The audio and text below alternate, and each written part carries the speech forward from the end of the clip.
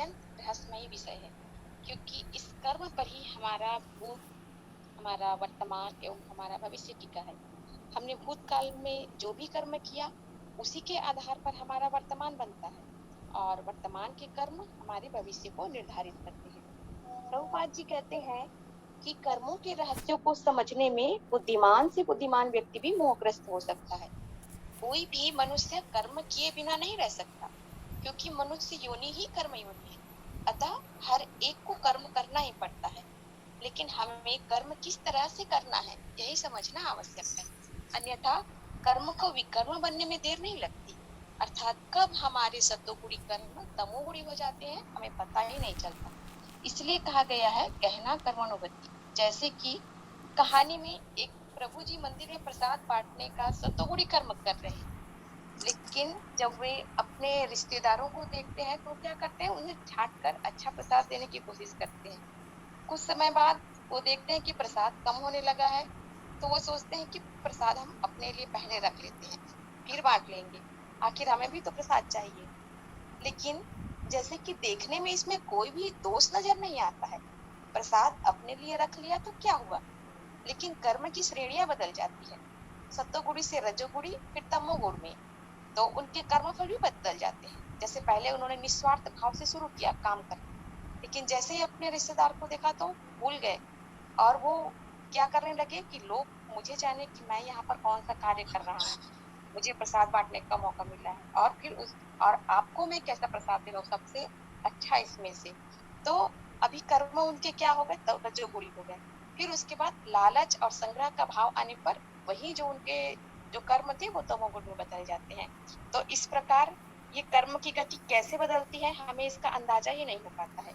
हमको तो केवल यही बात याद रहती है कि हमने मंदिर में प्रसाद बांटा, लेकिन बीच में हमारी मानसिक परिवर्तन किस प्रकार होता है ये हम भूल जाते हैं। इसलिए भगवान कहते हैं कि हमें कर्म, अकर्म एवं विकर्म के विश्लेषण की आवश्यकता है, तभी भव बंधन से मुक्ति जो है वह संभव है।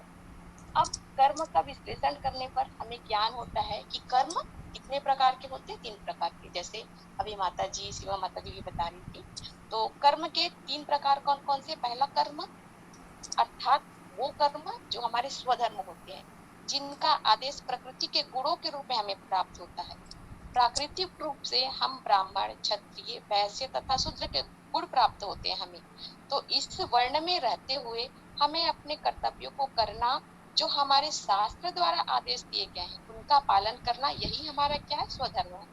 ब्राह्मण का धर्म है शास्त्रों के अनुसार सबका मार्गदर्शन करना, क्षत्रिय सबके रक्षा के लिए होते हैं, वैश्य पूरे समाज के लिए व्यवसाय एवं उदर पूर्ति के साधन जुटाते हैं, एवं शूद्र वर्ग सबकी सेवा करते हैं। तो ये सब इनके स्वधर्म है एवं इनका पालन करने में कोई दोष नहीं, यही इनके कर्म है। अब विकर्म, विकर्म में क्या होता है? जब हम सभी जो है क्या है, बद्ध जीव है और कर्म करना क्या है, हमारी नीति है। लेकिन जब हमें ज्ञान ना हो कि हमें कैसे कर्म करना चाहिए, और यदि सौभाग्य से यह ज्ञान हो भी जाए तो भी हम उसकी अवहेलना करें और केवल अपनी मनमर्जी से कर्म करें, अपनी मनमानी करें, केवल अपनी इंद्र तृप्ति के लिए कर्म करें, तो ऐसे ही कर्म क्या कहलाते हैं? विकर्म कहलाते हैं। जब हम भगवान के साथ अपने संबंध को भूल जाते हैं, हम अपने को केवल यह शरीर मानकर शारीरिक सुख के लिए ही कार्य करते रहते हैं और हम भूल जाते हैं कि यह समस्त सृष्टि ईश्वर की है और हम सब भगवान के नित्य दास हैं। हम इस संसार पर अपना स्वामित्व जताने की कोशिश में लगे रहते हैं, जीव दया एवं परमार्थ करना भूल जाते हैं और केवल अपने सुख के लिए कार्य करें। और हमें जब कोई फर्क नहीं पड़ता कि दूसरों को क्या कष्ट हो रहा है, जीवन में नियम अनुशासन का कोई स्थान नहीं होता, ऐसी स्थिति में किया जाने वाला सारा कर्म विकर्म कहलाता है। ऐसे कर्म हमें जन्म मृत्यु जरा व्याधि में बांधते हैं और हम 84 लाख योनि में चक्कर लगाते रहते हैं। तीसरा कर्म होता है अकर्म। तीसरे प्रकार का कर्म जो है वो अकर्म कहलाता है और कर्मों को ना करना ही अकर्म है। हमें कर्म योनि प्राप्त हुई है, अतः हमें अपने कर्म स्वकर्म करना अत्यंत आवश्यक है।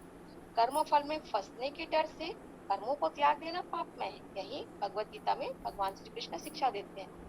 जैसे कि निर्विशेषवादियों का विचार होता है कि कर्मफल में फंसेंगे तो इससे अच्छा क्या करें कि कर्मफल ना करें। लेकिन भक्ति योग हमें क्या सिखाती है कि कर्म किस तरह से करना है। कर्म के हर पहलू से हमें अवगत कराती है और हमें बताती है कि हमें किस तरह कर्म करना चाहिए जिससे हम कर्म बंधन में ना फंसे। भगवान ने अर्जुन को उपदेश दिया कि वह निष्क्रिय ना हो अपितु फल के प्रति आसक्त हुए बिना कर्म करे। भगवान कहते हैं कर्मण्येवाधिकारस्ते मां फलेषु कदाचन मां कर्म फल हेतु भूर्माते संगो अस्तु कर्मणि। अर्जुन से भगवान कह रहे हैं कि तुम्हें अपना कर्म करने का अधिकार है किंतु कर्म के फलों के तुम अधिकारी नहीं हो। भगवान कहते हैं कि कर्म ना करने में कभी आसक्त मत हो, अर्थात कर्म तो हमें करना ही है। भक्ति योग हमें कर्म करने का आदेश देती है। इस तरह कर्म के विश्लेषण करने से हमें ज्ञान प्राप्त होता है कि हमें किस तरह कर्म करना चाहिए। भगवान कृष्ण के लिए सारे कर्म को समर्पित कर देना, निस्वार्थ होकर कर्म करना ही कर्म, अर्थात अपने स्वार्थ या इंद्रिय तृप्ति के लिए कार्य न करना।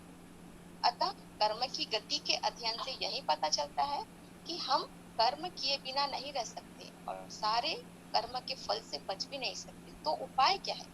परमेश्वर के साथ अपने संबंध को जानना, यही उपाय है। जो यह जानता है कि जीवात्मा भगवान का नित्य दास है और फल स्वरूप उसे कृष्ण भावनामृत में कार्य करना है, तो वही कर्म फल से बच सकता है या अपने कर्म का उचित फल प्राप्त करता है।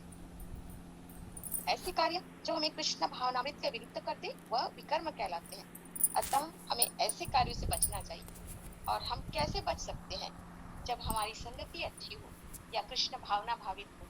अतः कृष्ण भक्तों तथा वैष्णवों का संग करना आवश्यक है क्योंकि माया बहुत बलशाली होती है। जैसे ही कृष्ण भक्तों का रक्षा कवच जो हट जाता है, माया क्या करती है? तुरंत प्रभाव डालना प्रारंभ कर देती है। इसलिए हमें अपने कर्मों को करने में बहुत ही सतर्क रहने की आवश्यकता है और भक्त संग एवं भक्ति एवं नाम स्मरण में निरंतरता की आवश्यकता है जिससे हम मनसा वाचा कर्मणा शुद्धता को प्राप्त करें और कृष्ण भावना भावित कर्म कर सके। यहाँ एक महत्वपूर्ण लाइन जो प्रभुपाद जी कहते हैं कि कृष्ण भावनामृत को तथा गुणों के अनुसार कर्म को समझने के लिए परमेश्वर के साथ अपने संबंध को जानना होगा। अर्थात प्रभुपाद जी कर्म की सीधी रेखा दिखा रहे हैं। परमेश्वर तक जाने का रास्ता एकदम सीधा है। इसके लिए हमें भी सरल और सीधा बनना होगा। हृदय में जितनी सरलता होगी कर्म भी सीधे और सरल हो जाएंगे और परमेश्वर तक उसी सीधे रास्ते से सरलता से उनके धाम तक पहुंच सकते हैं। हरे कृष्णा, हरि बोल। हरी बोल माता जी, हरी बोल। बहुत सुंदर।